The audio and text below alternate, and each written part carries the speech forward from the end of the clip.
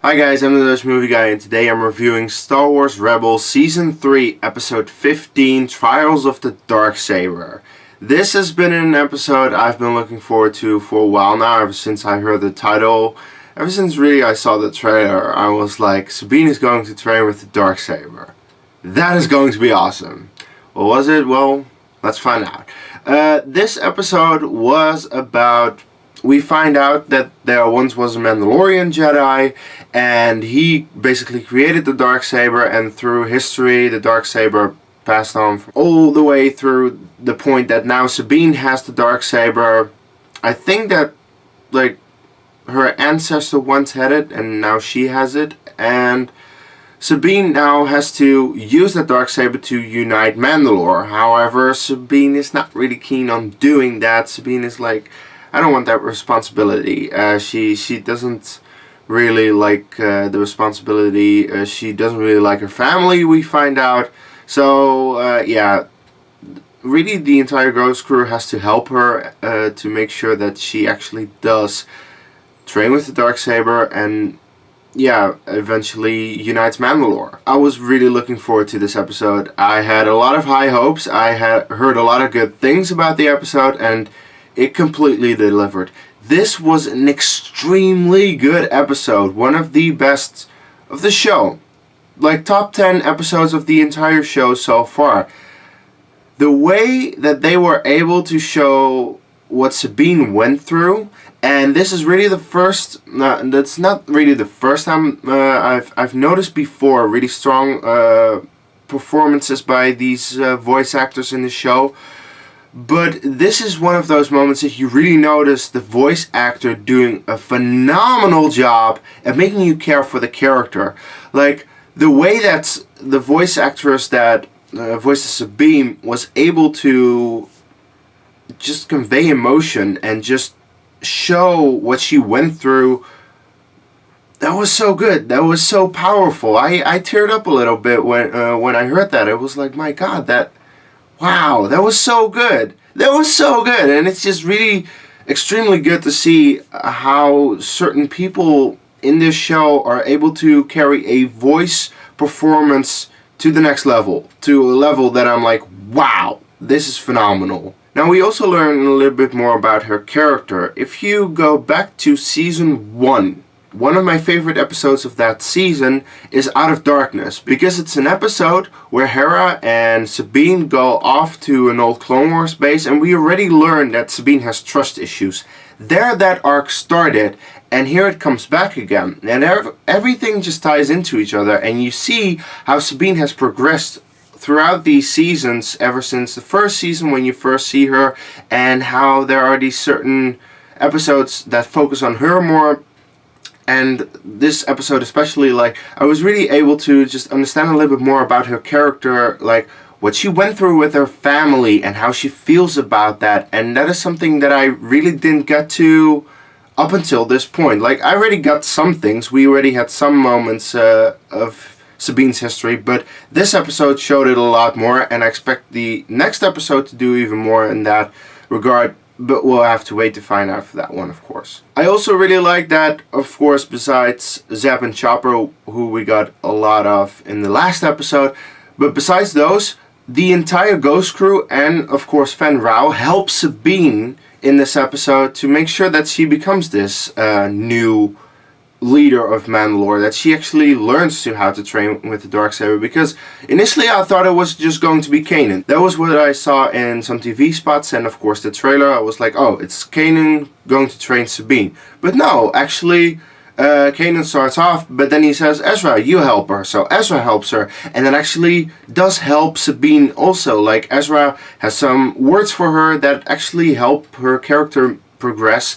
Also, at one point, like, Fen Rao comes in with some gadgets for Sabine, and of course Fen Rao is in the entire episode and just really helping Sabine. He's like, I want to help you with this, and that's really cool as well. But also what really impressed me is that they managed to tie Hera into this episode. That Hera actually at one point shows up as a hologram in front of Kanan and tells her, like, this is what you need to do with Sabine. Because Kanan doesn't know everything. He needs a little bit of help, and Hera helps him out there. Everyone is making sure that Sabine is being this new character that we know she can be, but she really doesn't want to be. And the way they were able to show that everyone just helps, that was really cool. That I really liked about the episode. And of course, besides all the character-driven stuff, there's just some really cool action. I mean, when Ezra and Sabine start fighting with the wooden sticks, that was like, eh? But at one point, with the Darksaber and the lightsaber against each other, like Canon versus Sabine, I was just sitting in front of my computer and I was like, holy shit, this is fucking cool.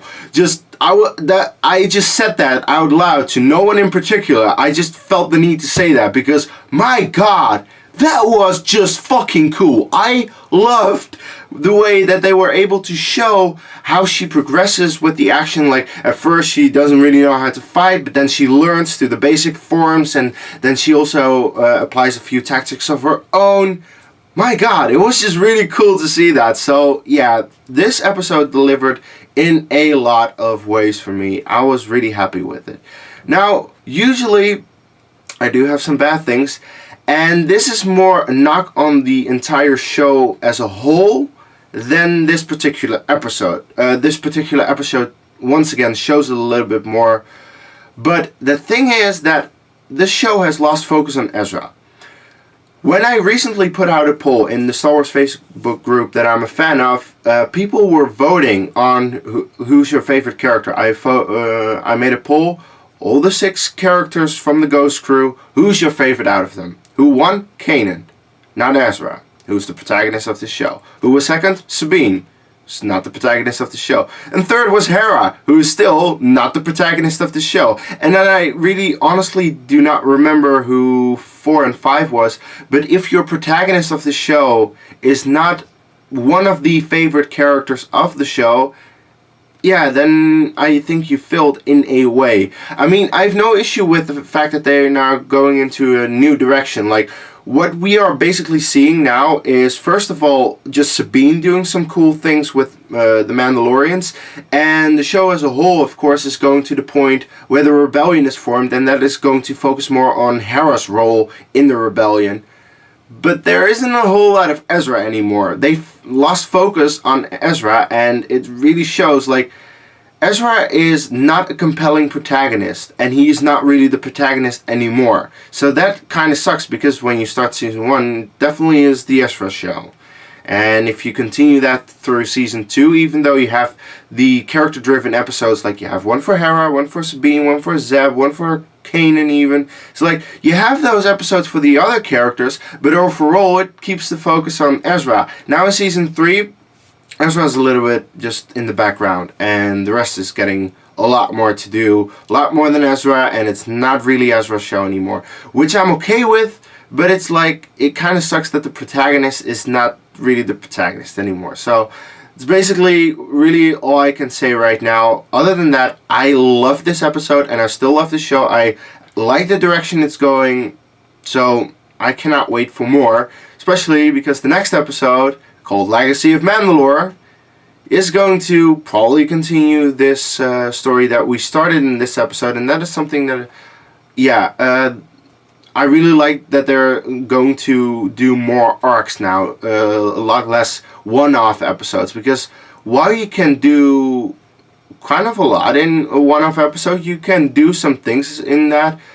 You see that usually the arcs in the show are better, like Twilight of the Apprentice, 2 episodes. Siege of Lothal, 2 episodes. Season finale of season 1 was actually a few episodes built up to that. I believe it was actually 3 episodes built up to that episode.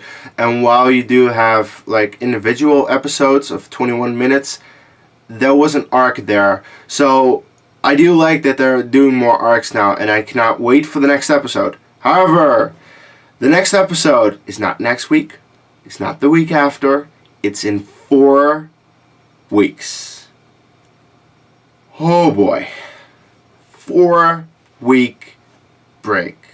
That is a long time. That is a really long time. That sucks. However, in those 4 weeks, there are few little developments, few little things that you might have heard of. One of is the Super Bowl. If you don't know what the Super Bowl means to Star Wars, it actually does not really mean that much to Star Wars. It means something to movies in general. The Super Bowl is really the moment to show some short TV spots. They usually just drop some TV spots in the commercials of the Super Bowl, and while that's really expensive, a lot of people watch that. And even though they didn't do it last year with Rogue One, I am kind of expecting a TV spot to show up for episode 8. So when they do that, you're gonna lose your focus on Rebels a little bit. So I can kind of understand the break that they're taking. They're probably going to reveal the title for episode 8.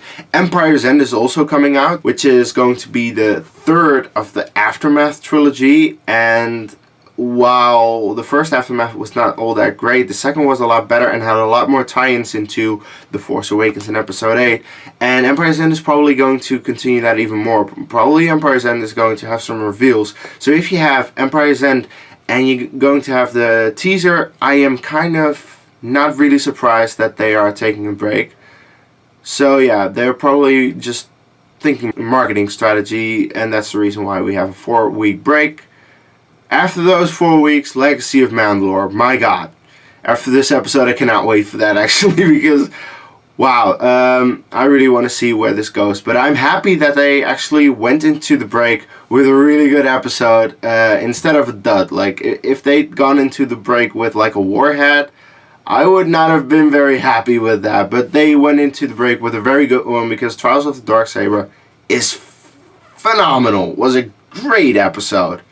Anyway, that's really all I can say about this episode, and now I wonder, what did you think of Trials of the Darksaber? Did you love it, or perhaps not? Perhaps you had some issues? Please, tell me what your issues are, if you had issues with this episode, because I can't really think of any.